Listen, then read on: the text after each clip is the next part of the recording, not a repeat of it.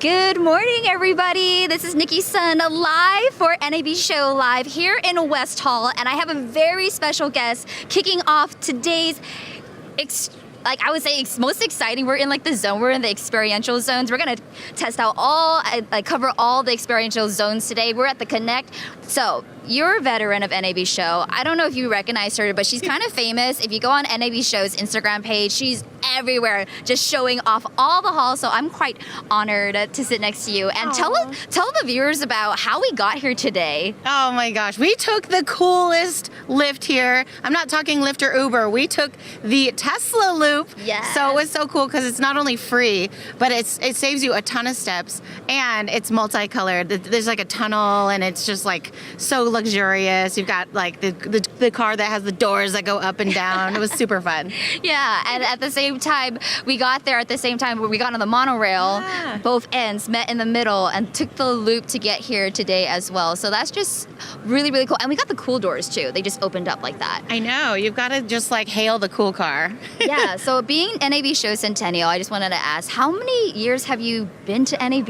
I don't know, but they have these little ribbons this year so you can put it on your name tag, and I haven't picked mine up because I haven't counted all of them yet. Oh my gosh. Okay. Well, at the same time, when you first came here to where it is now, can you tell us some of the exciting changes that you've been able to witness over those years? I mean, one of the best things about NAB Show is that it is what it is. We are gear geeks. We just love to talk tech and, talk shop. So I love that is a tradition that we come back for. But every year there's all these new and exciting things. There's a shiny thing, and you're always pushing yourself to stay out late and wake up early and have more meetings. So I'm always invigorated by the spirit here. I think you would be a pro at this by now because you've gone to every single hall, every single year. You've been the official tour guide, I feel, for NAB Show. What is your game plan when you tackle a show as big as NAB? Oh my gosh. Well, first of all, you've got to wear comfortable shoes. And I know that's evil because you want to be cute, but you can't. You have to wear good shoes. And you just got to pace yourself. You can't try to do all of it in one day. If you can come for the whole show, I know it's a lot, but it's so fun because one day you can choose Central Hall, the next day you could do West Hall, next day North Hall, so that way you give yourself just enough time to have all the meetings that you want and just really drool over all the cool stuff. Yeah, so what has been the most exciting thing for you being at the Centennial this year? Have you seen anything? What have you seen on the show floor that you're excited about?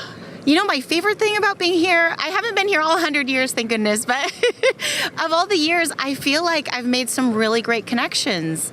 So just seeing people that I met here even 5 or 7 years ago and feeling like this is where we met, but the relationship that has come since then, the projects we've done outside of NAB Show, the friendships. I mean, even you, Nikki, we met in this kind of business world, but it's so nice to see you online and see we have so much in common, even though we don't live in the same city. And so that's just my favorite thing, is seeing the network and community here. Oh my gosh, and I love that. And just last thing, I just want you to plug yourself, Queen. Tell everybody what you do, how to find you, and what kind of classes you teach here at NAB Show. Yes, so I'm a travel filmmaker. I'm a one-woman show, a producer, shooter, writer, editor, and host. So I have a lot of fun being a traveler and showing people adventures around the world.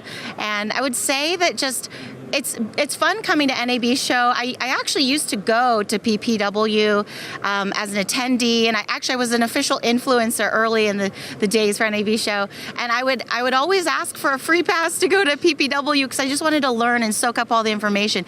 And it's really rewarding now. I'm back as an instructor, and I get to teach all the things that I've learned the hard way, and hopefully I can help people take some shortcuts to get there the easier way. Well, I know you definitely have. You inspire me so much. I just love seeing your content and how much attendees take away from your classes. Jules Frosty, thank you so much for being here, opening up in West Hall. Back to you, Ryan.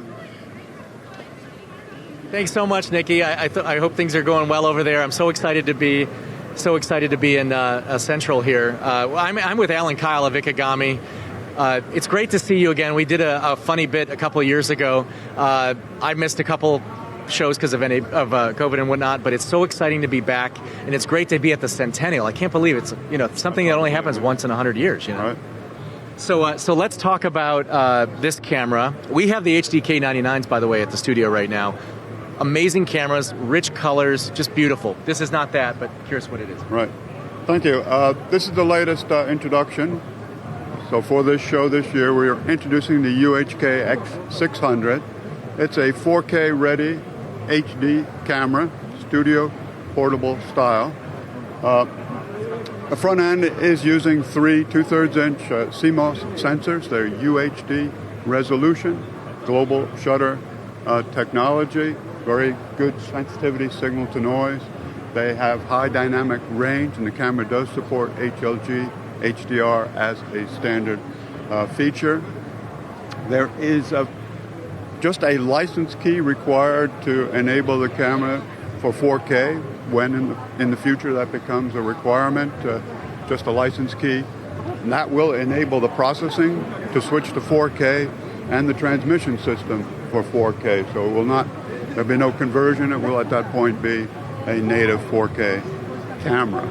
Wow, I have to say, yeah, when I had I had never touched a camera like an Ikegami, and when I had the honor of working with them and seeing the detail that goes in, it's like you're buying a Lamborghini, right? It's a whole other level of camera, right? Or any kind of equipment that you make.